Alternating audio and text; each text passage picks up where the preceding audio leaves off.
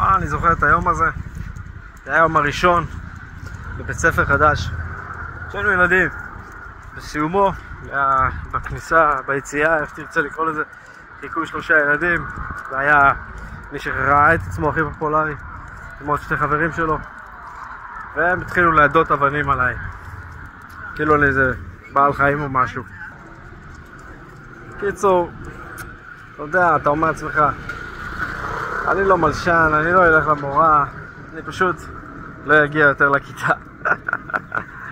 איי, עד שהדביל קופץ עליך עם עיפרון באמצע שיעור וטק לתוך היד.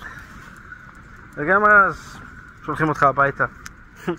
אומר לך, לך תנוח כמה ימים עד המפתח שוודיה הבא לראש, או לא יודע מה, ואז אתה נרשם לאומניות לחימה. אני בטוח שבשלב זו או אחר אתה מבין שאין כזה דבר גב אחרי בית ספר. ובדרך לשיעור ג'ודו, קראטה, מה שזה לא יהיה, מחכים לך 3 ערסים שאחרי זה מנהלים את אמריקה היום. אבל אחד הם מקבלים מכות, כאילו המנהיג, והשאר כזה מטביע אותך בבריכה אחרי כמה שנים.